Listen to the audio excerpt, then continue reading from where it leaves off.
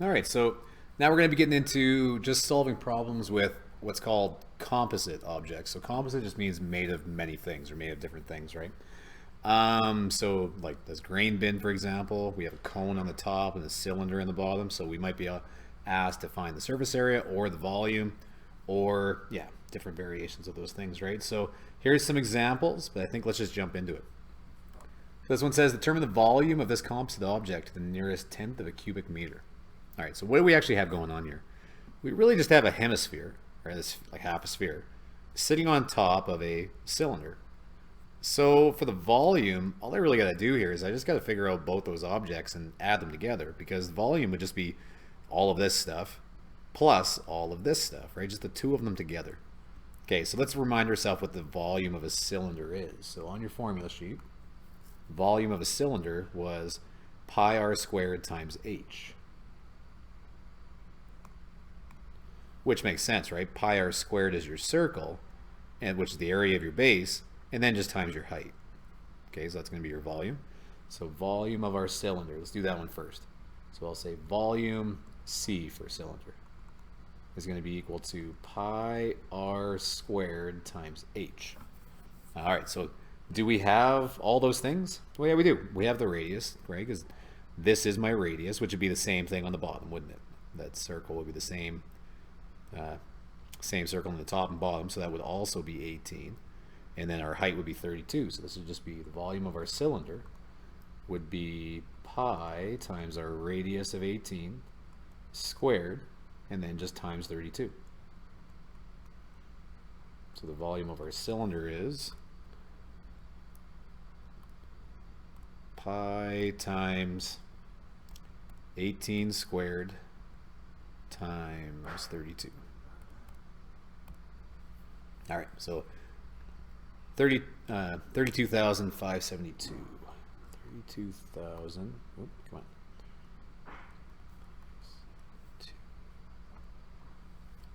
Okay, and then 0.03, let's say 0.03. But you know what? I'm gonna grab that straight out of my calculator when I actually add that anyway. But I'll write it there for good measure. Okay, so that was centimeters cubed. Okay, I'm going to need that in a second, so I'm going to put a box around it, just to remind myself. All right, next part. So now we're going to deal with the hemisphere. Okay, so our hemisphere, I'll make it in red, and the volume for our sphere, well, it's a hemisphere, but actually, yeah, let's do it that way. Volume H for hemisphere is going to be equal to, and then the volume of a sphere is 4/3 pi r cubed, right? Now, we don't want a full sphere. We want a half a sphere. So what we're going to do is we're going to divide this by 2. So you can say that, or multiply by a half, same thing. And then we're going to simplify that down. That's 4/2. That's really just 2, right, on the top. So this would all become 2/3 pi r cubed. Okay, and then we'll just plug it in. So now it's going to be 2/3 times pi, and then our radius is still 18. And then cubed this time. All right, so then that's going to be 2/3, or I'll put in brackets too, 2/3 times pi, and then times 18 to the power of 3.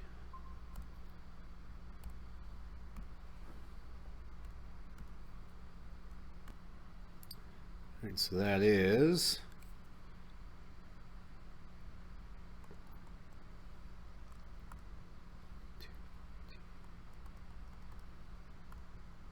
0.51. All right, centimeters cubed. And then really all that's left to do is just to add these together, right? Because it was just the volume of our cylinder plus the volume of our hemisphere. All right, so what we're going to do here then is I'm just going to take that number that I just found, right? So if I just go plus, all right, so I just grab that number, and then I can just go up and grab the other number, right? So that was this 32,000 whatever. So I'll go up and grab it, push enter, and then there you go. So I'll push enter one more time. So it's going to be 44,786. So 44,786. And it wants it at the nearest tenth. So that would be 0.5. 0.5. Come on. Centimeters cubed, right? And that was, so I'll call that volume total. And if you want, I never really showed that in there. Try yourself with like an arrow. Say add these. Okay, moving on to the next one. Let's determine the surface area of this composite object. All right, so surface area, we really just have to find all the faces, don't we? This is a very similar question to one you guys would have had in Math 9 last year. So let's find, well, let's do the boxes first. Doesn't matter what we do first, but let's find that one. So that would be 5 times 5 would give you that red box that I just found there, right? So let's do that one. So that'd be 5 times 5. Give us that one. And then, well, how many of those boxes are there? Well, there'd be that one. There'd be the one on the side, the one on the back, the one on the side again. So there's 4. But then actually, this one works out nice. The bottom's like that too. So there's actually 5, right? There's 5 of those exact same boxes. So I'm just going to go 5 times 5 times 5. So that would be equal to 125. Okay? And then that would be meters squared. All right, so that handled all of my boxes, right? So now I just need to handle the triangles now. So let's do those. That'll be, okay. Well, our slant height is already given to us of 4. And then the base here is really going to be 5, isn't it? Okay, so that would be the area of a triangle. So we'll say area of a triangle is equal to, and it's 1/2 base times height. Okay, so that's going to be, well, actually, you know what? 1/2 base times height. And then the other part of this is going to be times 4, isn't it? Because there's 4 of them. Those are all identical. So let's do that right now. And let's do our fancy little trick of simplifying things before we do it. So we can say AT, the area of all the triangles, is going to be equal to, well, do you see how this 4 and this 2 on the bottom would simplify, right? This would all be the same as just 2 times base times height. Okay, and if we just fill that in, that would be 2 times, and then our base was 5, and then our height was 4 of that triangle. Okay, so that's going to be 10 times 4, so that's 40 meters squared. All right, and then like we did last time, we would add those two together.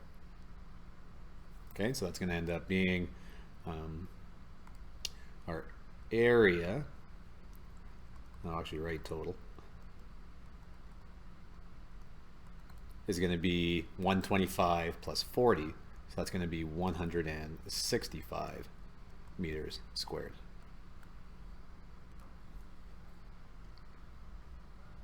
Next one.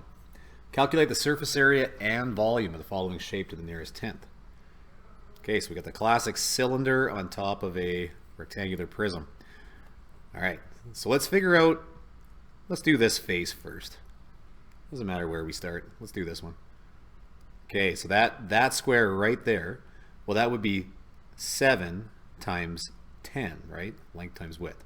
Okay, so let's do that first. So we've got 7 times 10. And then, so that's 7 times 10, but then the backside's exactly the same, isn't it? If you were to figure out the backside of that. So let's go 7 times 10 times 2. Okay, so that's going to be equal to 140. Okay, there's our first one. So just keep track of what we've done here now, right? So in your mind, we've got that one done. It's kind of hard because I don't want to draw too much on here because then that kind of gets in the way of the other faces, but we can just say, okay, I got that one done. What else? Let's do these sides now. Just get all of our sides done. So that would be 4 times 7 times 2. Okay, so that's going to be 4 times 7 times 2. Okay, so that's going to be 56. Okay, so we're done those faces. And now I'm going to show you guys a little trick here. We can make life a lot easier for ourselves in this next one. Let's figure out the bottom. Okay, so what do we get there? Well, we got 10 times 4, so that's 40. Okay, so I'm just going to write that down. So that's going to be, here, I'll do a different color too. Let's do that one.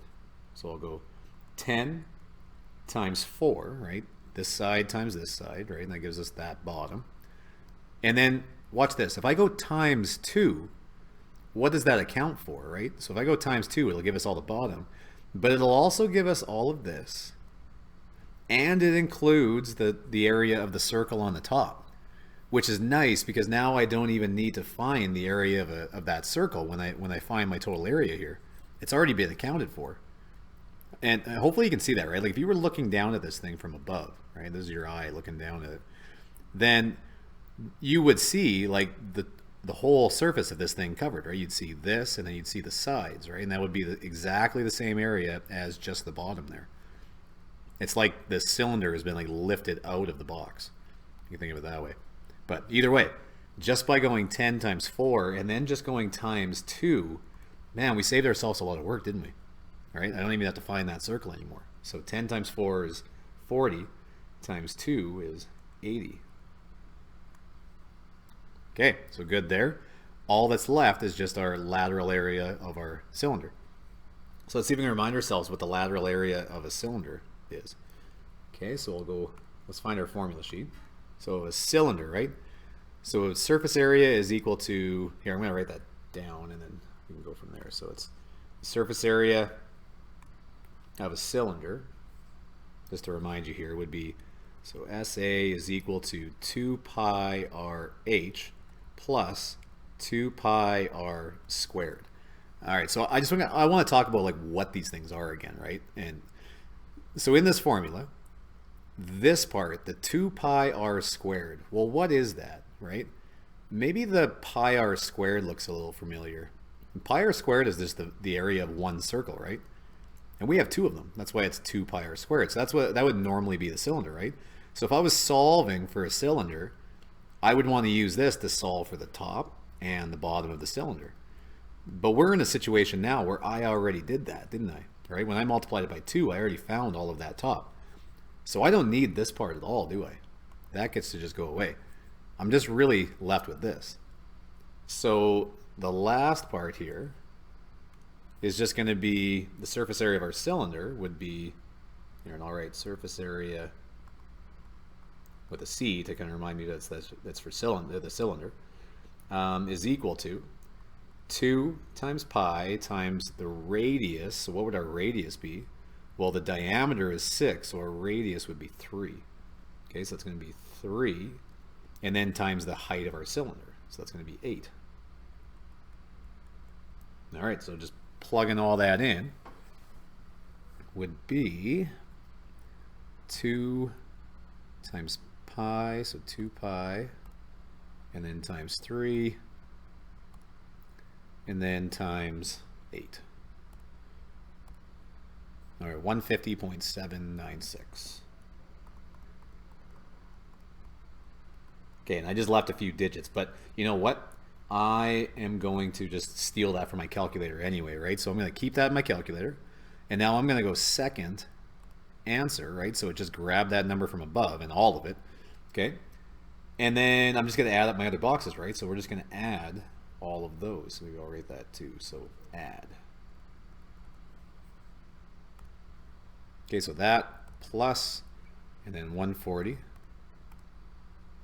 plus 56 plus 80, and then that should be good. And that would be 426.8.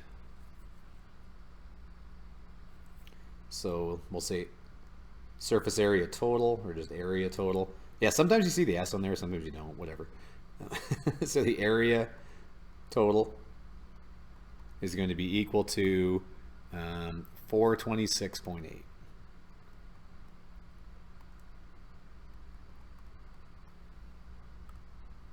Yep.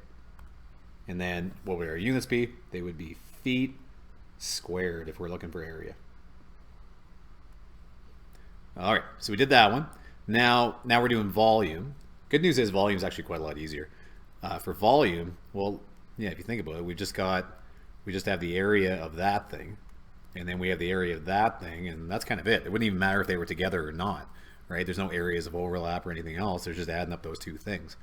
So for the area or the volume of this guy, It's just going to be the area of our rectangular prism to begin with, which is just length times width times height.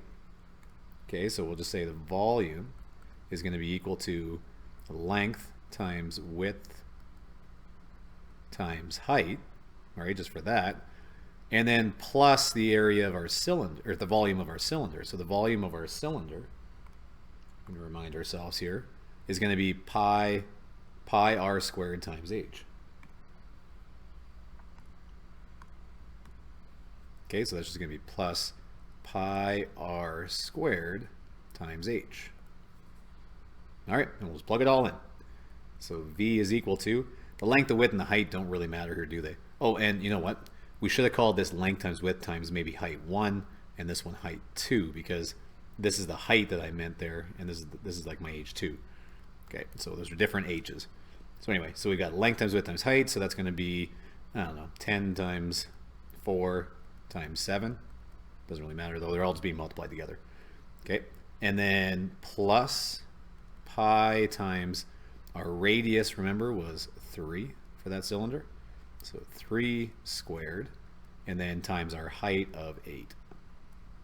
So our volume would be, so what I'm going to do is I'm going to put this part in brackets and this part in brackets when I put it in my calculator, just so that it knows to do inside the brackets first and then add them after. So I'm going to write 10 times 4 times 7, close my bracket, and then go plus, and then this next part, and in brackets again. So in brackets, it's going to be pi times 3 squared, which could have just been 9, and then times 8.